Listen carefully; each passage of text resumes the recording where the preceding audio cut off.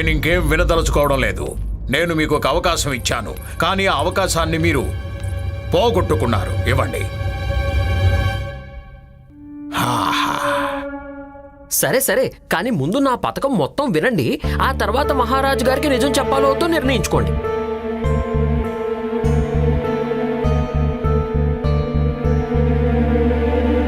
చెప్పు. చూడండి, మహారాజు గారు ఏం చెప్పారు? నాటకంలో అందరికీ అవకాశం ఉండాలన్నారు కదా. అయితే నేను మహారాజు గారి ఆజ్ఞ ప్రకారం నాటకాన్ని 3 ఖండాలుగా విభజించాను. ఇప్పుడు 3 ఖండాల్లో వేర్వేరు నలుడు, అలాగే వేర్వేరు దమయంతులు ఉంటారు. నాటకం ప్రకారం నలుడు ఇంకా దమయంతిల మొదటి పరిచయం దమయంతి స్వయంవరంలోనే జరుగుతుంది. ఒకవేళ మహారాజు గారు అలాగే రాకుమారి జగన్మోహిని గారు అదే దృశ్యంలో అభినయిస్తేనే లాభం ఉంటుంది.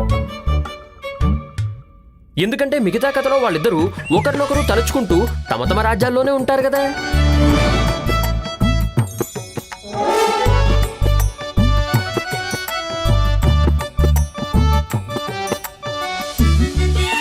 మహారాజు గారికి నిజం తెలిసి నాకు మరణశిక్ష విధిస్తారు. దీపావళి ఉత్సవాన్ని స్తంభింపజేస్తారు. విజయనగర దీపావళి అంధకారంలోనే జరగాలని మీరు కోరుకుంటున్నారా? మీరు విజయనగరానికి రాజగురువు కదా. అలాంటప్పుడు ఈ రాజ్యం విషయంలో మీకు కర్తవ్యం ఉంటుంది కదా. అవును, అది కూడా నిజమే. మరి మీరు కేవలం నా మరణశిక్ష గురించి ఆలోచిస్తున్నారు ఎందుకని? నాకు తెలిసి రాకుమారికి ప్రేమ సందేశం రాసినందుకు శిక్షగా మహారాజు గారు నన్ను కొన్ని రోజుల పాటు విధుల నుంచి బహిష్కరిస్తారేమో, లేదా దేశ బహిష్కరణ చేస్తారేమో. కానీ రాకుమారిని మళ్లీ రాజ్యానికి రప్పించడం, మహారాజు గారు అలాగే రాకుమారి మధ్య దగ్గరదనం పెరగడానికి బీజం వేయడం, అలాగే మహారాణులిద్దరి మనసుల్లో మహారాజు గారి మీద అనుమానాన్ని సృష్టించడం, ఇలాంటి పనులన్నింటికీ మహారాజు గారు నాకు తప్పకుండా మరణశిక్ష వేస్తారుగా.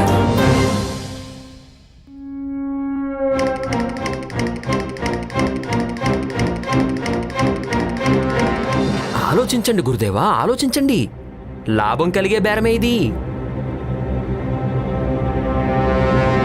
సరే రామకృష్ణ పండితుడా, అలాగే జరగాలి.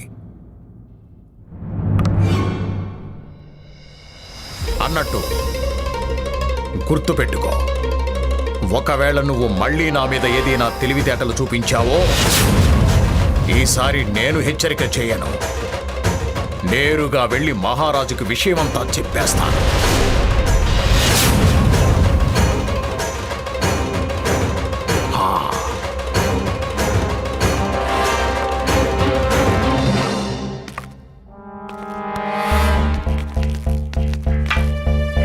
ఏంటిది రామా, నువ్వు గురువరుల వల నుంచి తప్పించుకోవడానికి బదులు చిక్కుకుపోతూనే ఉన్నావు. ఏం చెయ్యాలమ్మా? నా దగ్గర మరో మార్గం ఏమీ లేదు. ఇప్పుడేం చేద్దాం? గురువరులు మిమ్మల్ని వదిలిపెట్టేలా లేడు. గురుదేవుల సంగతి నేను తర్వాత చూసుకుంటాను. అన్నిటికంటే ముందు మరో సమస్య ఉంది, దాన్ని పరిష్కరించాలి. మరో సమస్య? అవును, నీ తమ్ముడు గోవింద్. నాకు తన విషయంలోనే ఆందోళనగా ఉంది. వేదిక మీదకి వెళ్ళిన తర్వాత ఏం గందరగోళం చేస్తాడో ఏమిటో. లామా, నువ్వేం ఆందోళన పడకు, నల్లుడి పాత్ర నేను వేస్తాను. పూరి అనుకుంటున్నావా నువ్వు వేపడానికి? సరిగ్గా మాట్లాడలేవు గాని నాటకం అంట. లామా, నువ్వు నన్ను అవమానిస్తున్నావు. చూడు గుండప్ప, మహారాజు గారు ఎదురుగా పత్రాల్లో గోవిందు పేరే వచ్చింది. అందుకని నలుడు పాత్ర తనే వెయ్యాలి. సరేనా? బాధపడకు, తన్నే వేయని. ఏం జరుగుతుందో అదే జరుగుతుంది. కానీ ఇదిగో శారదాదేవి, ఇంతకీ తమరి మూర్ఖుడు ఎక్కడా?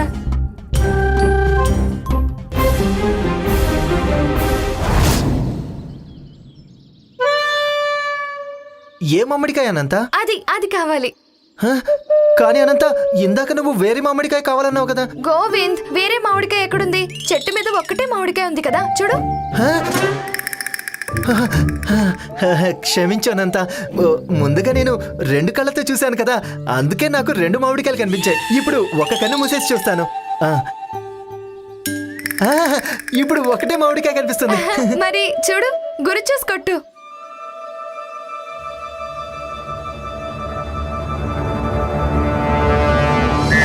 పండిత రామకృష్ణ, ఇక నిన్నెవ్వరూ కాపాడలేదు.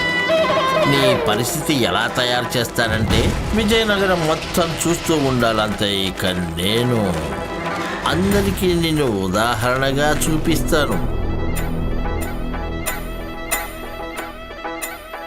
పండిత రామకృష్ణ, నీ మీద ఎవరు ఎటువైపు నుంచి దాడి చేశారో కూడా నీకు అర్థమే కాదు.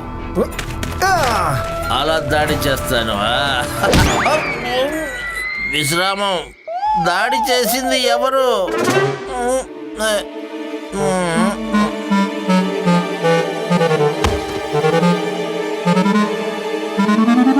ఈశ్వర, నాకేమనిపిస్తుందంటే రాయి ఎవరికో తగిలింది అనిపిస్తుంది. పద ఇక్కడ నుంచి పారిపోదాం.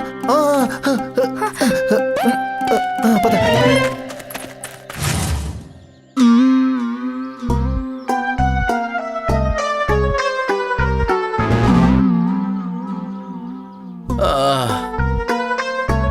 అమ్మా, అబ్బా.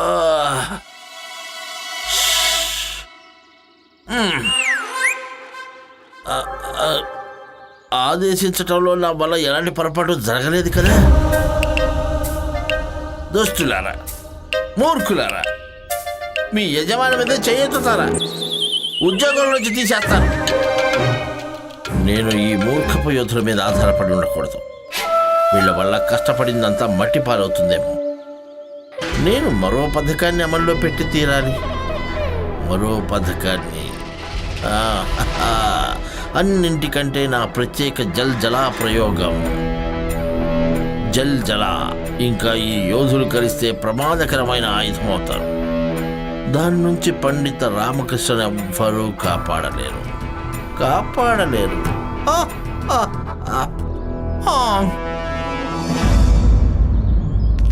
ప్రణామాలు మంత్రివర్య. ప్రణామాలు. అదిగో మీరిద్దరూ రావడం మంచిదైంది. పండిత రామకృష్ణ, మీరు మమ్మల్ని ఇద్దరిని ఇక్కడికి ఎందుకు రమ్మన్నారు? నాటకాన్ని అభ్యాసం చేయడానికి. నాటకమా? అది మేమా? లేదు, మీ ఇద్దరి కోసం నా నాటకంలో ప్రత్యేకమైన పాత్రలున్నాయండి. పండిత రామకృష్ణ, మీరు మమ్మల్ని పాయసం పాత్రలుగా మార్చండి. మేము ప్రశాంతంగా మూల పడుంటాం. కానీ ఇంతకు మించి అభినయం మా వల్ల కాదు. అన్నట్టు రామకృష్ణ గారు, నాకు అసలు అభినయించడం రాదు. నేను బయలుదేరుతాను, నాకు సెలవు ఇవ్వండి. ఆగండి. మహారాజు గారు ఆజ్ఞాపించారు దర్బారులో సభ్యులందరికీ నాటకంలో అవకాశం లభించి తీరాలని. మీరు మహారాజు గారి ఆజ్ఞని ఉల్లంఘిస్తారా? ఎవరు? మేమా? లేదు. పదండి. బావగారు, నీ మొహంలో ఏదో కళ తప్పినట్టు అనిపిస్తోంది. ఏం వెదవ పని చేసి వస్తున్నావు? ఏం లేదు బావగారు. ఇంతసేపటి నుంచి ఎక్కడున్నావు? అది అడవిలో ఏం జరిగింది? అసలు నువ్వు అడవిలోకి ఎందుకు వెళ్ళావు? ఏం లేదు బావగారు, ఏం లేదు. ముందు నువ్వు నాతో పద, నలుడి పాత్ర వెయ్యాలి. మీరిద్దరు కూడా రండి. ఈ నల్లుడు ఎవరు బాబుగారు? మొత్తం తెలిసిపోతుందిరా. అనంత కూడా ఈ నాటకంలో అభినయం చేస్తుందా? అవును. తను రాలేదుగా, నేను తను తీసుకురానా? వద్దు, ముందు నువ్వు అభ్యాసం చెయ్యి, తను తర్వాత అభ్యాసం చేస్తుంది. ఎందుకు? ఎందుకంటే గురుదేవులు అలాగే ఆజ్ఞాపించారు. గురువర్యులు ఎందుకు ఆజ్ఞాపించారు? గోవిందు, ప్రశ్నలు అడగడం ఆపే, నేను ముందే కంగారుగా ఉన్నాను. పద.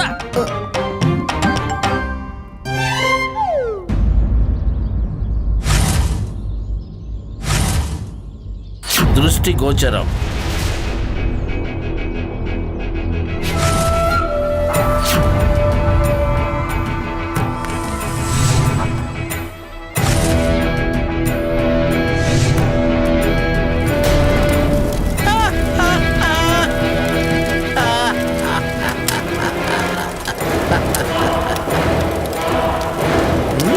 అనుకరణం.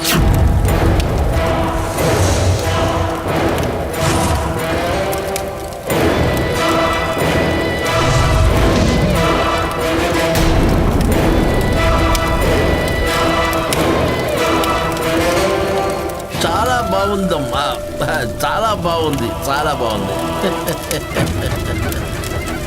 పండిత రామకృష్ణ, దీపావళి రాత్రి అన్నింటికంటే పెద్ద అమావాస్య రాత్రి అవుతుంది. కానీ ఈ రాత్రిలో పండిత రామకృష్ణ తమరి శరీరం కారడం వల్ల అమావాస్య రాత్రి వెలిగిపోతుంది.